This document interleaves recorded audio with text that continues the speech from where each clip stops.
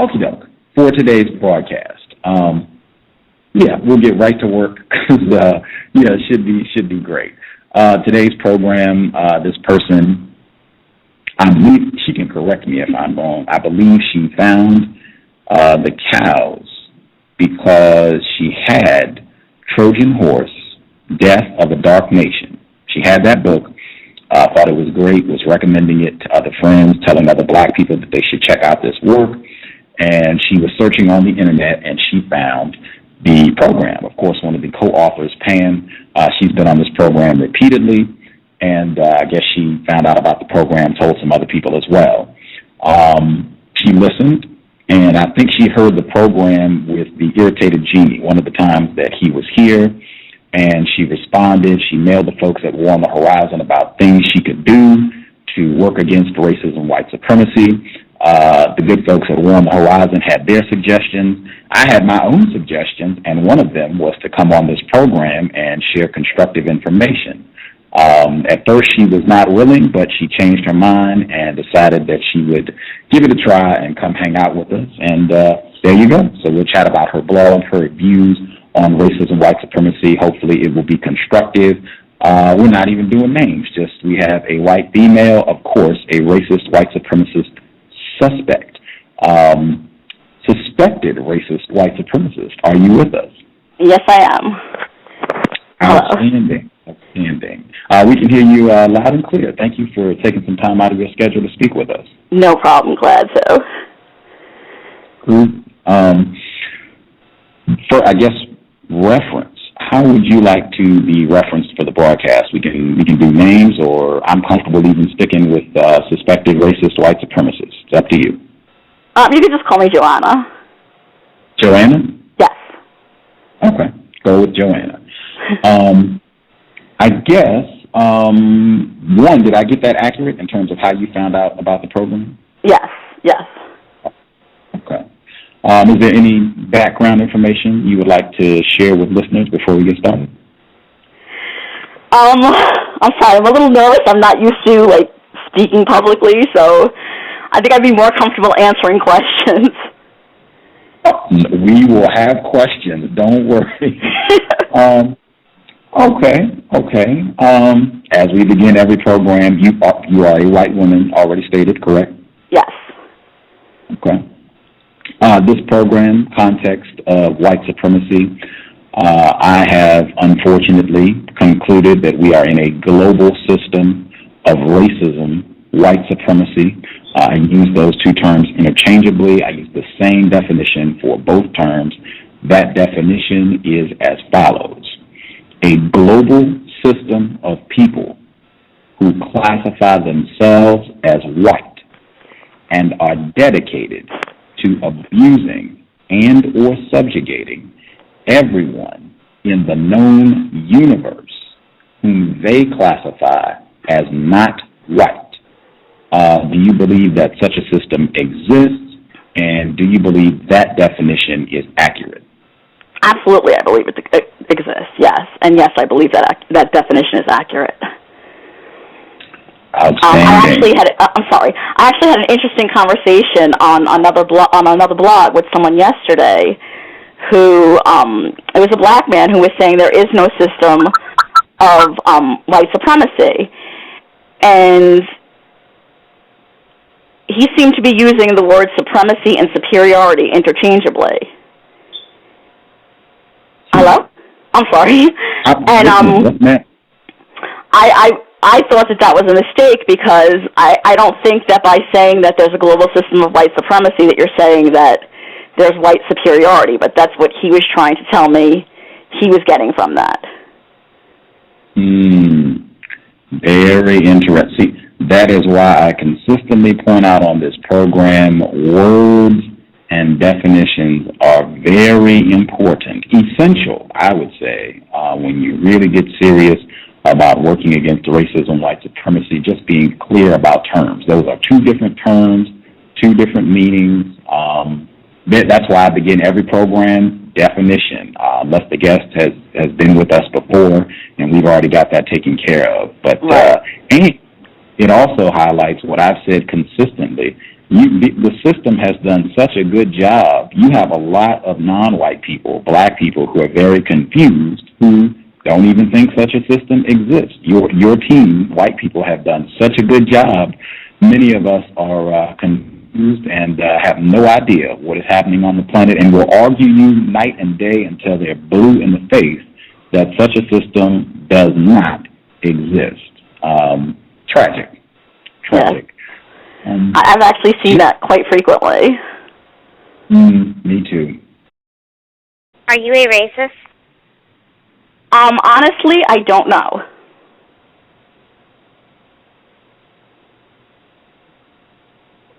Why don't you know? Because I go back and forth all the time. A year ago, I would have said absolutely not. No, I'm not a racist. But by reading more and educating myself more, I'm starting to see the ways that I do benefit from the global system of white supremacy, and I don't know if I'm at that point now where I can say, oh, absolutely, I'm 100% not a racist, because there are still things that I benefit from and do that possibly are, and I really don't know the answer myself. What are some ways that you practice racism and white supremacy every day? Well, just in general, the place where I live. I probably would not be able to live here if I came here as a single black woman to apply for this apartment, but I got the apartment with no problem, no references or anything, because of the fact that I was a white woman. I'm just laughing. She said she got the apartment with no references. Woo! Sorry. Please continue. Just other examples. I don't have to worry when I'm walking down the street that someone's going to stop me based on my skin color. I don't have to worry that when I go into for a job interview that they're not going to hire me because of my skin color. So I'm benefiting from it. While I might not be actively practicing it, I'm still benefiting from it. I had the opportunity to go to the best schools, to go to college, to do all of the things that people where I grew up with, white people, just took for granted.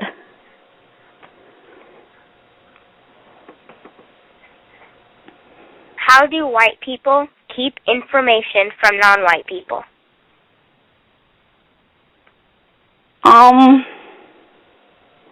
I think there's a lot of things that are said behind closed doors.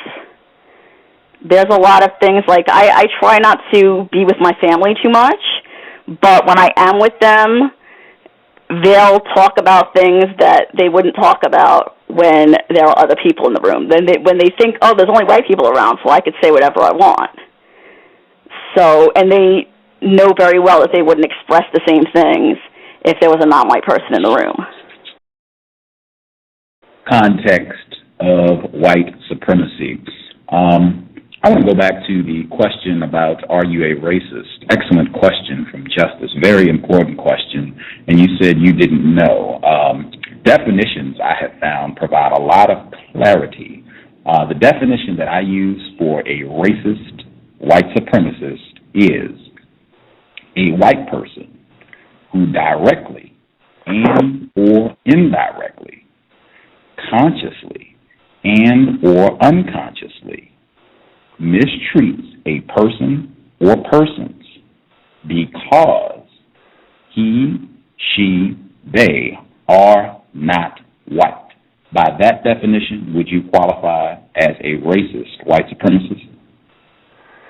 Once again, I would have to say I don't know, because if it's unconsciously, I'm not aware of it. So, but there's a very strong possibility that I do it without even being aware of it, because it's just ingrained by the media, by family, by school, by all of that. So unconsciously, yes, I might be. Okay. Have you ever engaged in sexual intercourse with a black person? Yes, I have. Okay. You have read Mr. Neely Fuller Jr.'s book, The United Independent Compensatory Code System Concept. Is that correct? That's correct. Okay. In that book, Mr. Fuller, he says that, I'm just going to read what he has written here from his definitions.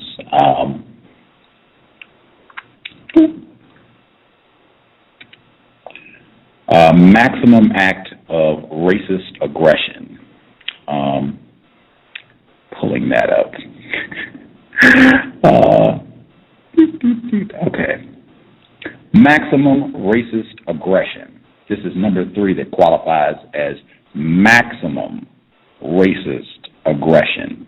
An act of sexual intercourse and or sexual play between a white person and a non-white person during any period in which any person is subject to white supremacy any place in the known universe.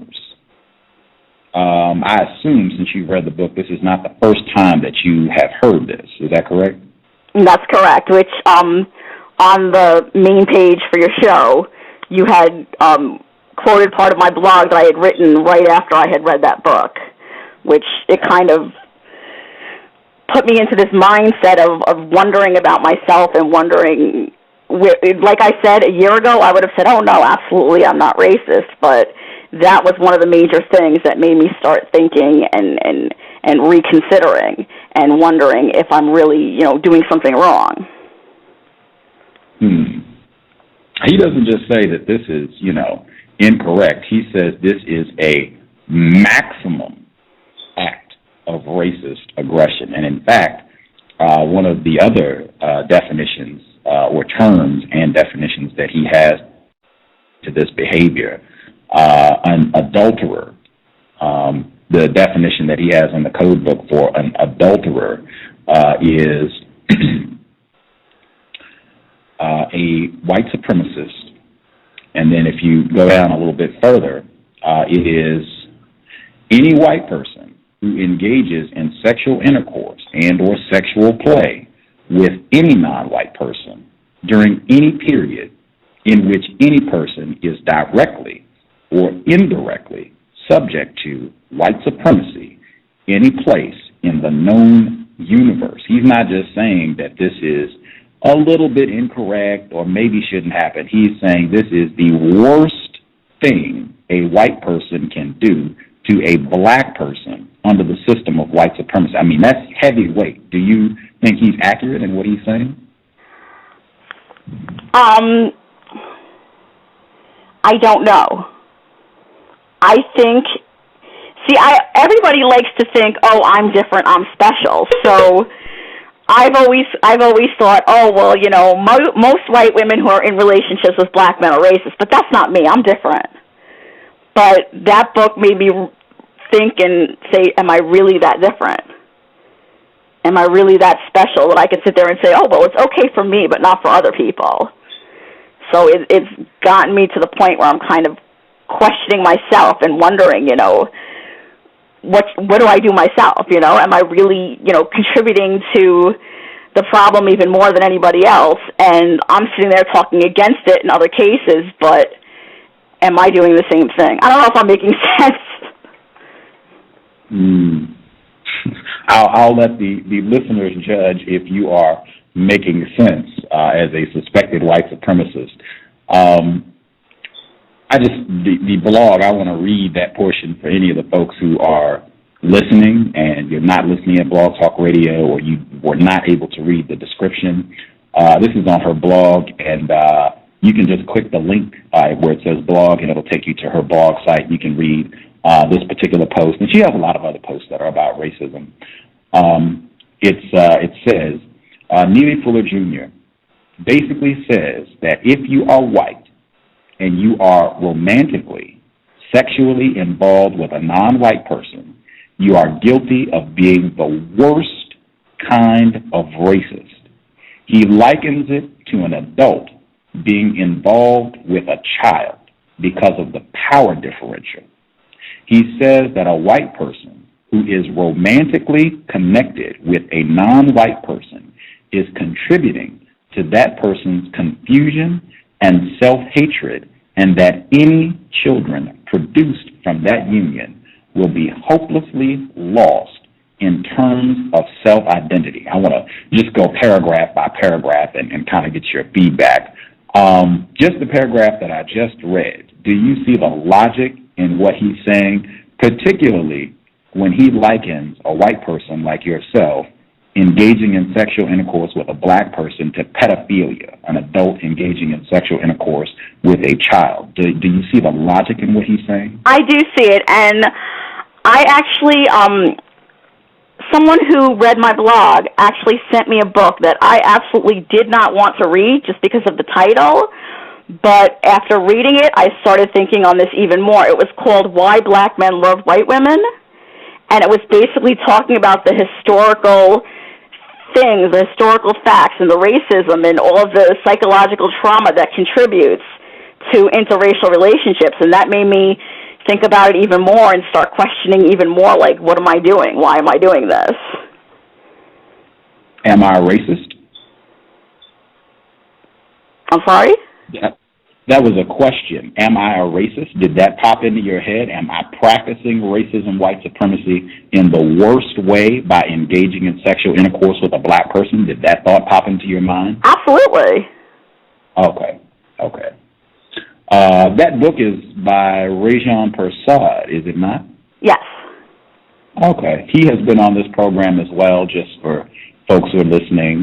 He was here back in May, courtesy of 818. Her blog is ebonynewschannel.blogspot.com. But we had a pretty interesting conversation. We talked about that book that you mentioned, Rajan Persad, May 2010. Wow. I hope folks listening in think about that. She did say it was logical, Mr. Fuller, likening this behavior to pedophilia. So did you think, wow, logic, if the logic of this is accurate, did you think, wow, he is likening me to a pedophile? What do you think about that?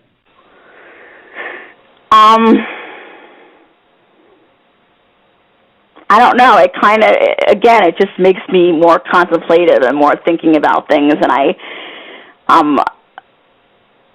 I'm kind of lost. I'm kind of just lost. I don't know what to do, where to go, what I can do to make things better and change things, you know? Not have sex with black people? That's true, yes.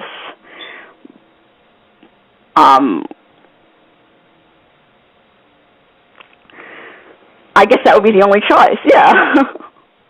But then I also can't see myself being with a white person just because I can't see myself being with someone who is actively practicing racism and has no problems with it. And most of the white people I know, they will deny practicing racism. It won't even cross their mind, but then they'll go ahead and say something blatantly racist.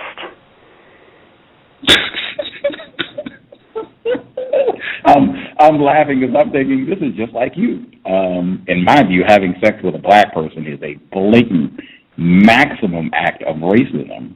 You said yourself that a year ago you would have done the same thing, said absolutely not, I'm not a racist, and even today you still have not said, yeah, I believe I'm a racist, I'm definitely doing things to mistreat people who are not black. The shoe seems to fit you as well, do you think? To a degree, yes. Justice, if you have some questions to ask Joanna, please feel free. Your line is open.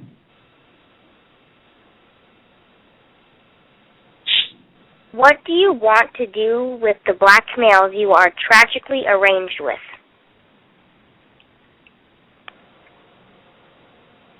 I want to meet someone. I want to start a family. I want to have love. I want someone to care about me just like anybody else does.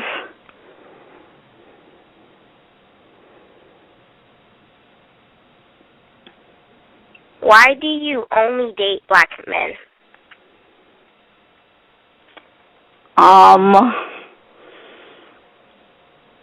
It's a matter of both physical attraction and just, I can't, the white men who I have dealt with in the past have all been, they've all done something that proved to me that they were selfish and racist, and it just bothered me because I had to put aside everything that I feel and think so that it wouldn't make waves with them. I need, I can't be with someone who doesn't share my same political views. This is the final passage that I put in the description from your blog, and it reads, now, as most of you know, I do date black men. There are two main reasons for this choice. First of all, I am not attracted to white men physically, mentally, or emotionally. Secondly, I cannot see myself being in an intimate relationship with a white man, whether sexual or platonic, because the fact is, most white people are racists. I'll just read that again for emphasis, because most of the non-white people that I know do not think this way. Most white people are racist. I would say all, but, and I do not wish to spend my time in the company of hate-filled people. In fact, I do not really associate with white people in general, except for my own family, and even then, that is kept at a bare minimum. All of my male and female friends are people of color. So my reading has led me to a lot of questions. Am I perpetuating the system of white supremacy that I am so against by being intimately involved with a black man? My answer would be unequivocally yes, without a doubt, no hesitation, all day, yes, and in the most devastating way.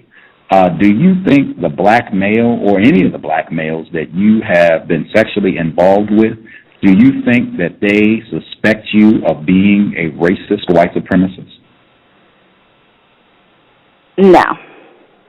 And as a matter of fact, in more recent times, I have actually made it a point to say to people, oh, well, you should watch out for white people because they're racist and this and that. And then, of course, I always thought, oh, well, I'm exceptional, so I'm not included in that. But then even more recently, I've said that it's natural even for you to suspect me because I haven't done anything to prove otherwise.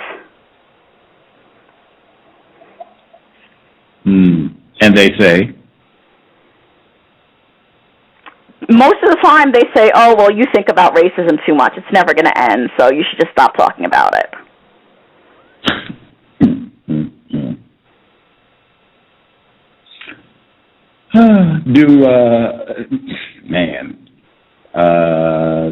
That's really sad. I mean, that is just total hopelessness.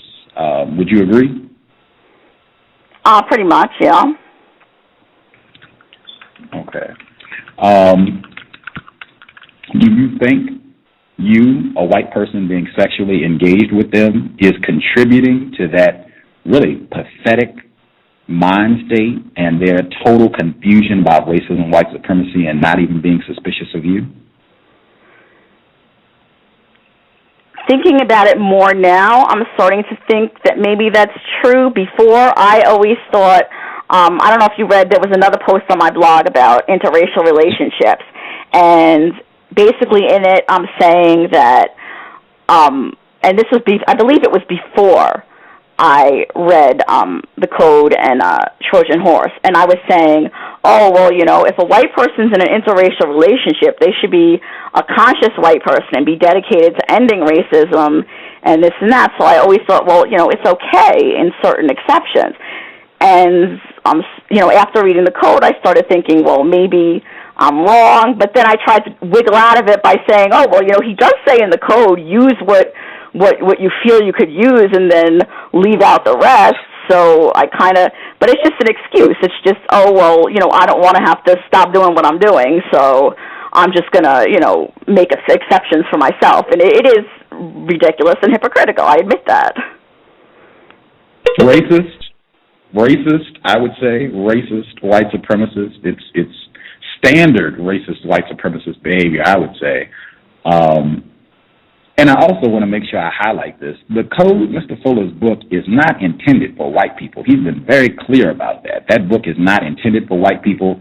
Those suggestions are not intended for white people. So that's just total foolishness to say, well, he does say pick and choose. That's for non-white people, the victims of racism, white supremacy, not you. For you, it is unequivocal, maximum act of racist aggression. What you are doing is totally incorrect and contributing to the pathetic mind state of a victim. Mr. Fuller, I talked with him personally, and what he has said is that it turns the non-white person's mind to rot. I would say just the responses that the gentlemen that you have spoken to, these black males, would indicate that. And in fact, oh man, this is Dr. Eddie Moore Jr. It's been a while since I've played this. Dr. Eddie Moore Jr., founder of the White Privilege Conference. Fortunately, not all people of color have given up on white people. This is my colleague, Dr. Eddie Moore Jr., and in many ways, his childhood was a mirror image of mine because he grew up in one of those red-lined neighborhoods where he was exposed to negative stereotypes about white people. He got out of that neighborhood, he got to college, where for the first time in his life he met real, live white people and learned that, yeah, there are some hateful white people. And yet there are a lot that just lack education. So Dr. Moore has dedicated his life to educating white people. Among all he's done, one of them is to create the White Privilege Conference, now in its 17th year. He alleges to be working against racism, and he, too, married to a white person. This is his comment he's been on the show twice. This is when he was on the show the first time in May of 2009. And it may be, and I'm not unwilling to critically look at this, it may be just a personal desire on my part to find a, kind of soothing lotion so it doesn't feel so painful when it is that you're saying. So I'm not unwilling to look at that. The soothing lotion of a white woman. And it sounds like some of these black males might be doing the same thing, consciously or unconsciously. Racism is going to be here forever. Nothing you can do about it. Might as well give me a white woman. If you could hang on one moment, female caller that just rang in. I want to try and move through some of the calls. Other person who called in with a blocked number, did you have a question? Can I be heard? Yes, ma'am. I can hear you. Hello, this is 818. I'm sorry, can you tell me your name one more time just so I make sure I get it right? I'm Joanna. Hi, Joanna. Hi. I'm 818. I wanted to ask you a question. I have a couple, but I'll start with this one. There are a lot of black females currently who want to date white men and who, no matter what you say, you can't convince them that these white men could at all possibly be racist because they're willing to date black women. What, in your interactions with white men, have you observed as far as what they may think about black men or black women that they wouldn't dare say around these black women? In other words, to make it more simple, as Dr. Francis Cress Welsing said, it's helpful to ask, what do white people talk about when there are no other black people around? Well, some examples. I've gone to family gatherings before, which I'm basically stopping going to, where there was one woman who was a teacher, and she said, oh, well, I hope I don't get assigned to the slow class at school because that's where all the black kids get put. And there was another example where she was talking about the names of the children in her son's class. And she said, are those black students? And the woman said, no, he has no black kids in his class. She says, oh, well, that's good. Just things like that. And just... Have you ever observed any white people who are in sexual relationships with black people say negative things about black people when that partner's not around? I've seen it, like, online. I really don't know anyone personally who's in a interracial relationship. Mm-hmm.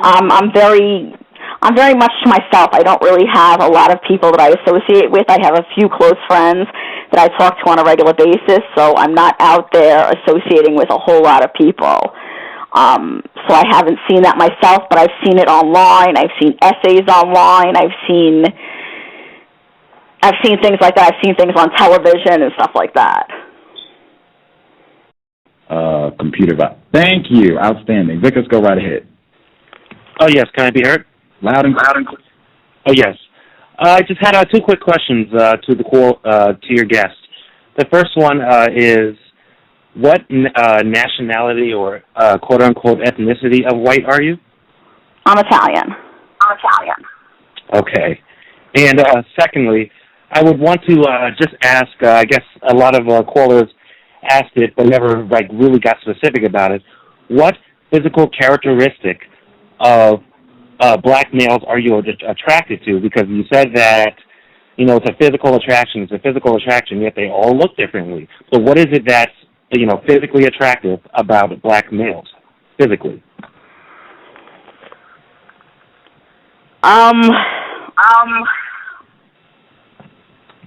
There's no specific physical type that I'm attracted to, so I can't really say it's any specific physical characteristics. It's more when I see a white man, no matter how handsome he might be, I look at him almost as if that's like my brother or something like that.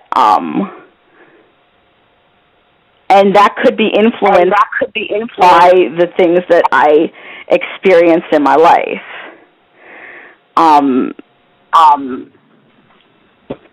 Now there are non-white people who look like white people but are still classified as non-white, but classified as black even. So what is it physically? How do you know? And is it the skin color that you're attracted to that you know? I've always been attracted to darker skinned men, yes, not necessarily a certain skin tone, but just, I know when I was in college, it started out as an attraction to Indian men from India. Vickers, we're echoing really hard. I couldn't really make out the answer. Joanna, can you give us your answer again, please? Thank you. He asked if it was the skin color that I was attracted to. There's no, one specific skin tone. I do prefer darker-skinned men. When I was in college, it was men from India or Pakistan, and then I started becoming more attracted to black men. So that's part of it, yes. My last question for you is, throughout your dating life, have you previously been rejected by males of your own race? I really don't want to get into that. Okay. I had a quick question that is relevant. To my understanding, you had some correspondence with one of the co-authors of Trojan Horse, Pam. As I know Pam, she's going to be on the program tomorrow, and this is relative. She said that in that correspondence you indicated that you are overweight. Is that accurate? Yeah. Okay. That might be relevant to this line of question. I think it's relevant to the conversation in general. I think it's relevant to a degree, but I didn't want to get into it only because a lot of people look at it and would say, oh, well, the only reason you care is because you're fat, whereas I can't say, oh, if I had, grown up skinny, that I would have the same attitude as I do now, but to me, it's does it matter why I develop the feelings that I develop as long as I'm trying to work towards the right thing? You understand what I'm saying? I do, but I also look at it as that is another way racism, white supremacy works.